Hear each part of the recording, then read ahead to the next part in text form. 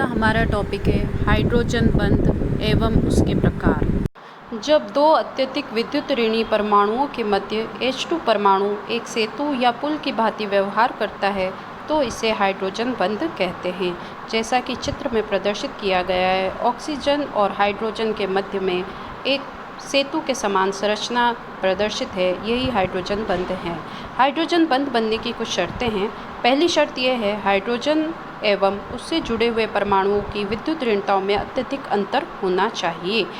दूसरी महत्वपूर्ण शर्त यह है अधिक विद्युत ऋणी परमाणु पर कम से कम हाइड्रोजन परमाणु उपस्थित होना चाहिए। हाइड्रोजन बंध दो प्रकार के होते हैं, अंतःक अणु हाइड्रोजन बंध, इंट्रामोलिकुलर हाइड्रोजन बॉन्डिंग। जब एक ही अणु में हाइड्रोजन बंध का निर्माण होता है तो इसे अंतः अणु हाइड्रोजन बंध कहते हैं। इसका उदाहरण है ऑर्थोक्लोरोफिनोल। प्रदर्शित चित्र में हाइड्रोजन बॉन्ड का निर्माण एक ही अणु के अंदर हो रहा है। दूसरा हमारा है अंतरा अणु हाइड्रोजन बंध।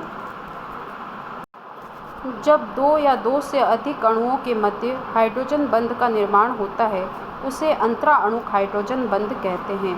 उदाहरणार्थ पैरा नाइट्रोफिनोल। इसमें हम देख सकते हैं हाइड्रोजन बंध का निर्माण दो अणुओं के मध्य में हो रहा है, जिसे यहाँ बिंदुनुमा रेखा से प्रदर्शित किया गया है।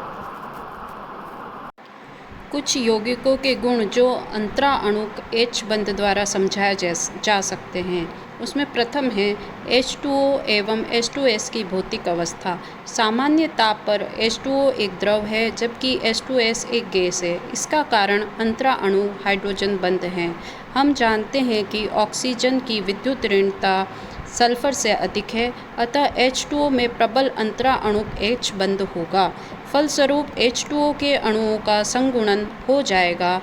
इस कारण H2O के अणु एक दूसरे के नज़दीक आ जाएंगे और एक प्रकार से बहुलीकृत होकर झुंड या क्लस्टर के रूप में रहेंगे।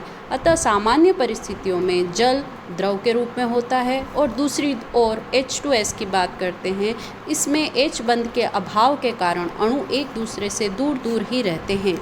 इसलिए सामान्य परिस्थितियों में H2S एक गैस है। कल्पना करें यदि जल में हाइड्रोजन बंध नहीं होता तो वह गैस अवस्था में होता और हम जानते हैं जल ही जीवन है। शायद हम जल के बिना जीवित भी नहीं रह पाते, क्योंकि किसी ग्रह या उपग्रह में जीवन होने की संभावना जल की खोज के बाद ही होती है। बर्फ़ का घनत्व पानी से कम होता है। बर्फ़ के क्रिस्टल बनते समय अणुओं में परस्पर H बंध इस प्रकार व्यवस्थित हो जाते हैं कि प्रत्येक ऑक्सीजन परमाणु 4 हाइड्रोजन परमाणुओं से घिर जाता है। 2 से सहसंयोजक बंध द्वारा जुड़ा रहता है, शेष 2 से H बंध द्वारा जुड़ जाता है। इस प्रकार H2O का प्रत्येक अणु चतुष्फल के रूप में H2O के 4 अन्य अणुओं द्वारा घिर जाता है। फलस्वरूप एक खुला पिंजरा या केज जैसी संरचना बन जाती है। चूँकि इस संरचना में बहुत अधिक खुला स्थान या रिक्त स्थान रह जाता है, अतः बर्फ़ का घनत्व जल की तुलना में कम हो जाता है।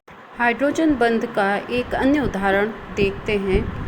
यहाँ पर चित्र में एसिटिक अम्ल के अणु को प्रदर्शित किया गया है।